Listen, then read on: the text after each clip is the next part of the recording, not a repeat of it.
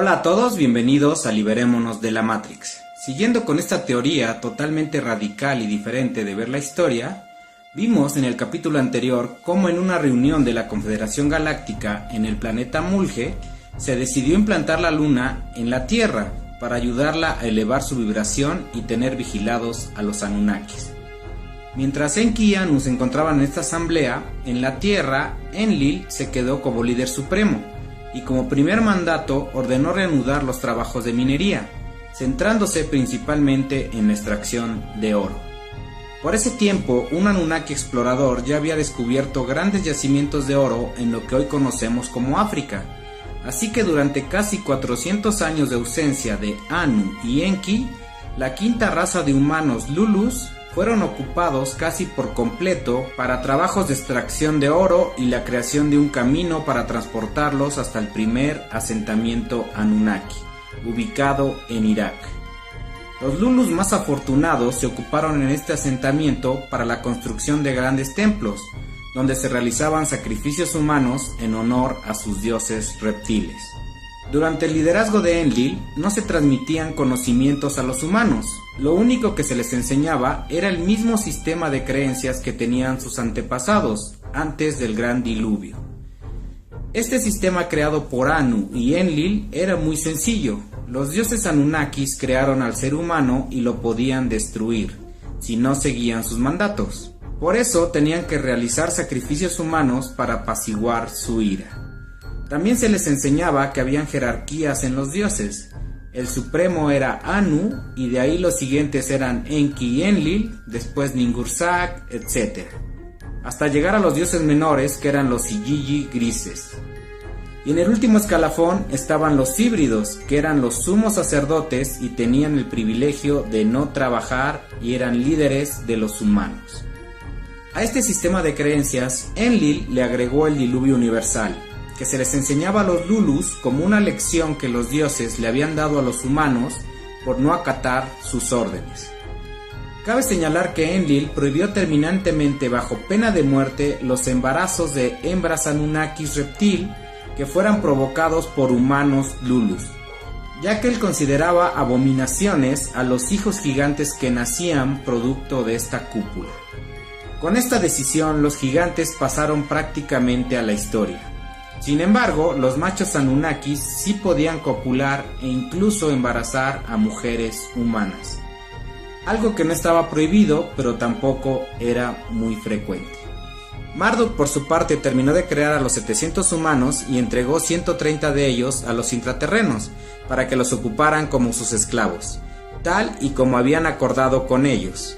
También se fueron al Apsu 2 Anunnakis genetistas para enseñarles los secretos de la manipulación genética, aunque obviamente Marduk les encargó que no les revelaran nada más que lo básico.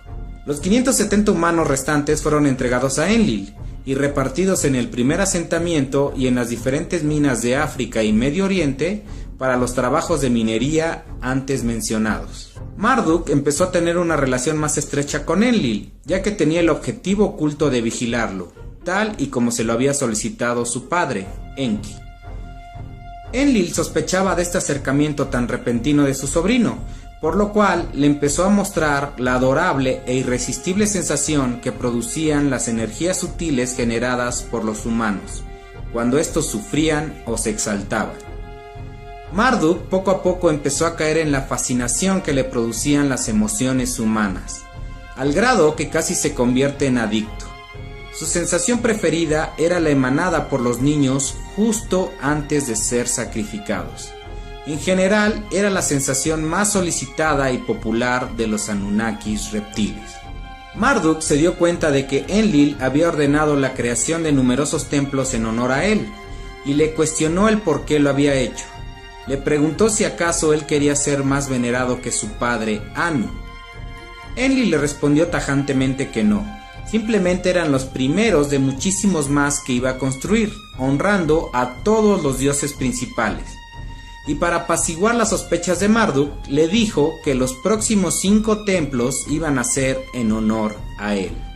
Algo muy conveniente para este dios adicto a los sacrificios humanos. Cabe mencionar que los sacrificios se hacían cada 5 o 6 meses, es decir, 2 veces por año. Sin embargo, era un periodo muy corto considerando el tiempo draconiano que era con el que estaban sincronizados los Anunnakis. El oro extraído en las minas era en su gran mayoría transformado en oro monoatómico, con el cual los Anunnakis menos evolucionados y más viejos podían curarse, no envejecer y resistir más tiempo en la superficie de la Tierra. Con esto Enlil logró dominar a casi el 50% de sus compañeros Anunnakis, de tercer, cuarto y quinto grado, ofreciéndoles oro monoatómico a cambio de lealtad absoluta. Muchos Anunnakis reptiles se volvieron adictos a este oro. Empezaron a rejuvenecer a cambio de ir perdiendo sus capacidades psíquicas y volviéndose totalmente controlables. Marduk se preocupó por esto, ya que muchos de sus compañeros Anunnakis estaban totalmente zombificados y a servicio de Enlil. En realidad Marduk empezaba a sentir una gran envidia por Enlil, ya que él añoraba tener tantos humanos y Anunnakis controlados y al servicio de él. Así que empezó a idear un plan para quitarle el poder a Enlil y a Anu, y él quedarse como el único dios de la Tierra. Mientras tanto, los 12 humanos que embarcaron en América provenientes de la Atlántida en estos 370 años ya habían conformado varias tribus, habían descubierto el fuego y empezaron a crear herramientas básicas. Todo esto gracias al conocimiento previo que tenían de su antigua civilización. Sin embargo, al no contar con la tecnología, se habían estancado. Su población era aproximadamente de 10.500 personas regadas por toda América. Algo parecido pasó con los 15 humanos que llegaron a Asia, provenientes de Mu. Vivían muy parecido a los atlantes ubicados en América.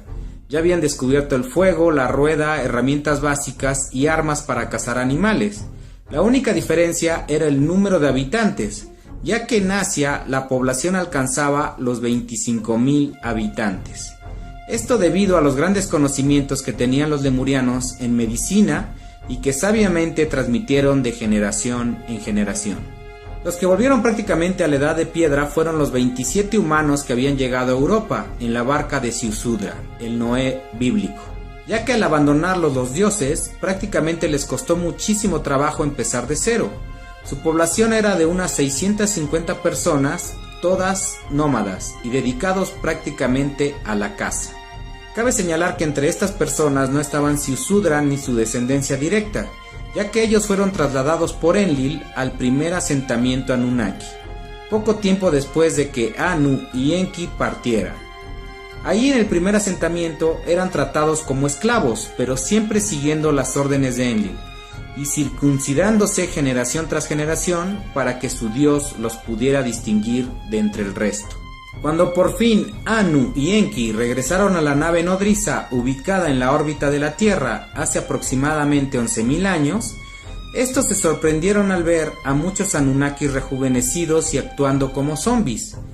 Enlil les explicó que era a causa del oro monoatómico, con lo cual podían rejuvenecer y aguantar más tiempo en la superficie de la Tierra. Los Anunnakis reptiles se comportaban como si estuvieran en una fiesta continua. No trabajaban, muchos consumían el oro y otros se alimentaban de las energías emitidas por los humanos. Todo era felicidad para estos seres. Anu, al ver todo esto, explotó en ira contra Enlil, gritándole que lo había decepcionado, ya que se encontraban en una situación crítica y él había organizado una gran fiesta durante su ausencia. Enlil contuvo su ira y solo asintió a todos los reclamos de su padre. Anu prohibió la creación del oro monoatómico y encomendó a Marduk que supervisara el cierre de la explotación de las minas. Les dijo a todos que se prepararan para la llegada de los pleiadianos. Enki por su parte estaba decepcionado al ver que Marduk había fallado en la encomienda que le había asignado. Y no solo eso, sino que también notó que Marduk había cambiado mucho, ya que al cuestionarle el por qué no había tratado de detener a Enlil en su trato hacia con los Lulus, este le contestó que los humanos son simplemente alimento para él, y no tienen derecho a tener conocimientos. Marduk agregó: «Padre, tú no tienes ningún derecho a exigirme que cambiemos el trato hacia con los Lulus, ya que tú mismo te beneficias y alimentas con su sufrimiento».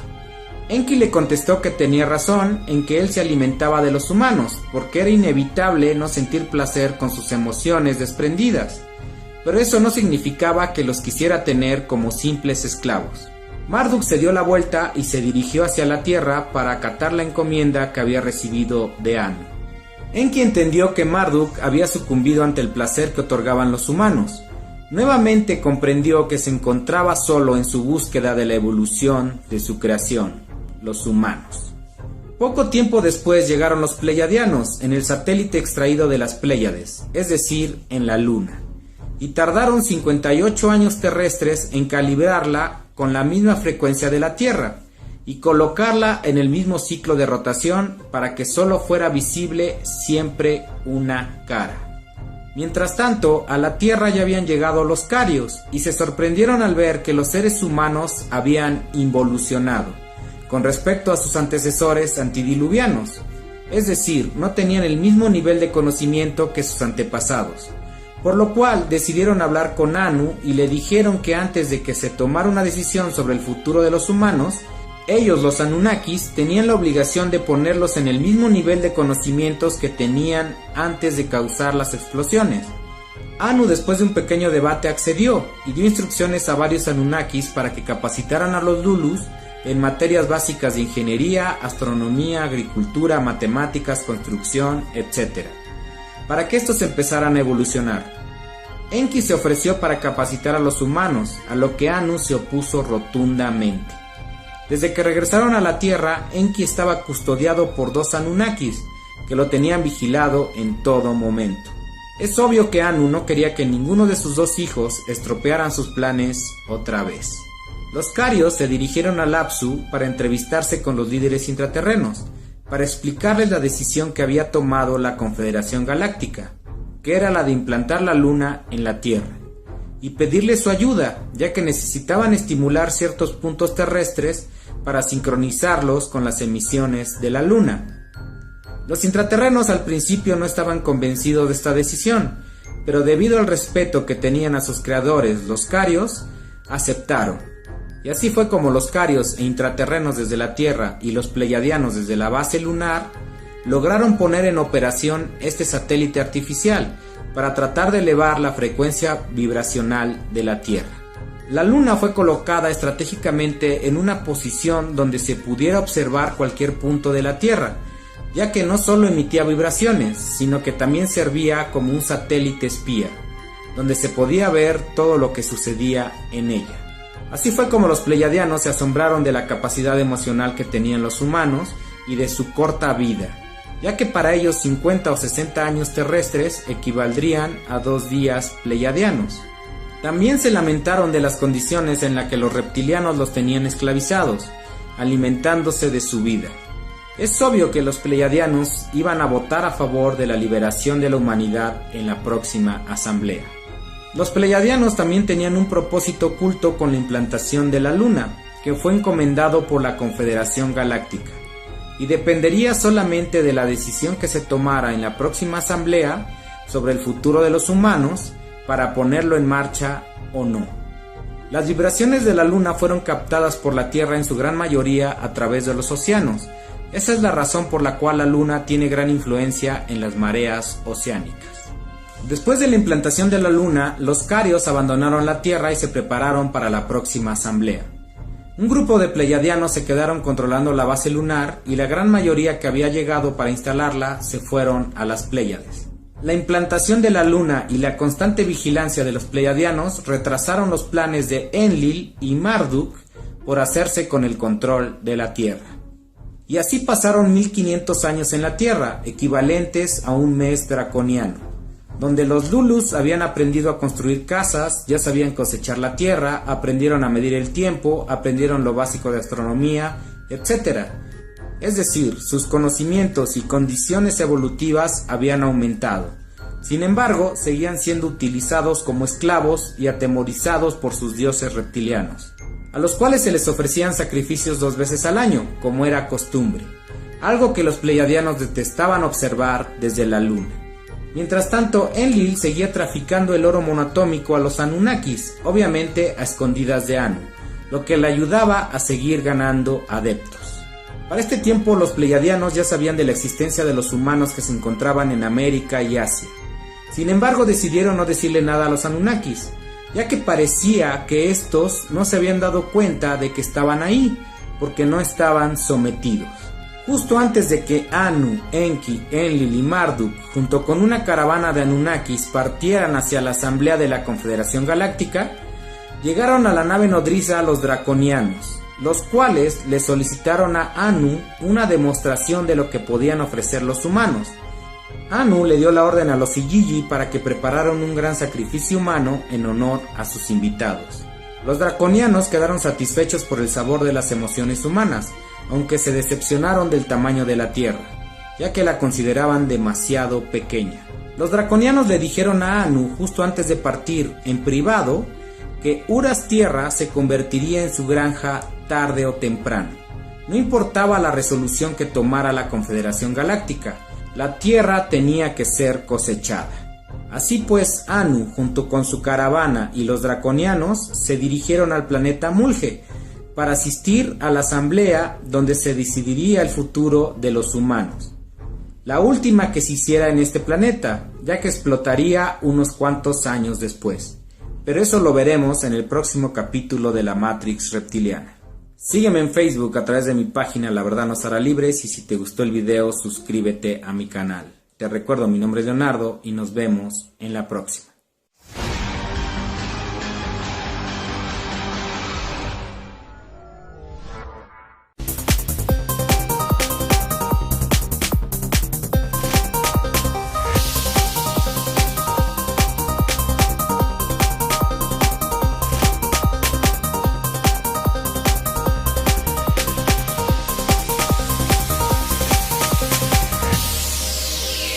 Universe.